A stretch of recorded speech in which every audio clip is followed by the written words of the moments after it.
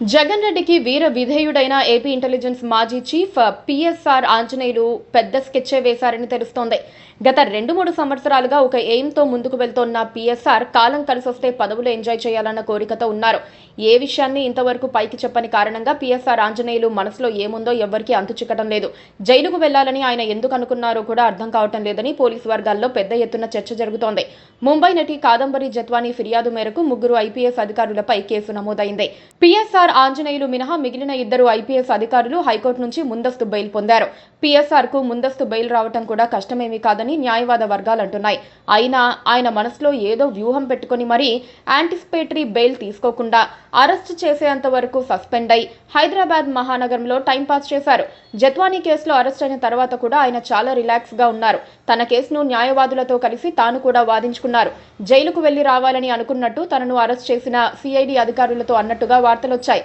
పైగా బ్రాహ్మణ సమాజ వర్గానికి చెందిన ఆయన సంధ్యావందనం చేసుకునేందుకు కోర్టు అనుమతి పొందారు. జైలుకు వెళ్లే సమయంలో పూజా సామాగ్రిని తీసుకెళ్లారు. ఆయన్ను అరెస్ట్ చేయడానికి ప్రభుత్వం ఆలోచించి ఉండాల్సిందే. అరెస్ట్ చేయడం ద్వారా టీడీపీ అనుకూల ఐపీఎస్ అధికారుల్లో భయం ఏర్పడింది. ఎందుకంటే ప్రభుత్వాలు శాశ్వతం కాదన్న సంగతి అందరికీ తెలుసు.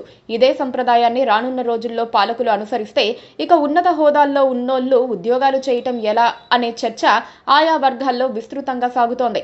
ప్రస్తుతం విజయవాడ జిల్లా జైల్లో పిఎస్ఆర్ ఆంజనేయులు రిమాండ్ ఖైదీగా ఉన్నారు. బెయిల్ కోసం ఆయన న్యాయస్థానాన్ని ఆశ్రయించారు. నిజానికి 5 ఏళ్ల పాటు అప్పటి సీఎం జగన్మోహన్ రెడ్డికి ఆయన అత్యంత అనుకూలమైన అధికారిగా పేరు తెచ్చుకున్నారు. జగన్ చెప్పకుండానే కొన్ని పనులు చేశారు. ప్రస్తుత స్పీకర్ రఘురామకృష్ణరాజు కస్టోడియల్ టార్చర్ కేసులో పిఎస్ఆర్ ఆరోపణలను ఎదుర్కొంటున్నారు. రేపో మాపో ఆ కేసులో కూడా ఆయన్ను అరెస్ట్ చేయడం ఖాయం. పిఎస్ఆర్ కోరుకుంటోంది కూడా అదే.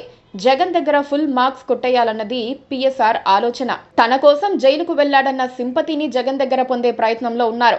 2029 ఎన్నికల్లో వైసీపీ గెలిస్తే రాజ్యసభ టికెట్ తీసుకోవచ్చని పిఎస్ఆర్ అనుకుంటున్నట్లు ఒక సమాచారం వెలుగులోకి వచ్చింది.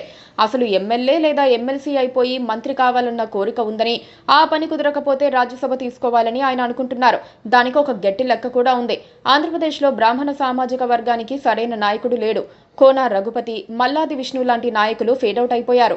జగన్ చల్లని చూపు ప్రసరిస్తే బ్రాహ్మణ సామాజిక వర్గానికి తాను హోలాన్సోల్ లీడర్ అయిపోయే అవకాశం ఉందని భావించి పిఎస్ఆర్ ఆ దిశగా అడుగులు వేస్తున్నారు. Please subscribe to KTV Telugu. KTV Telugu. KTV Telugu channel.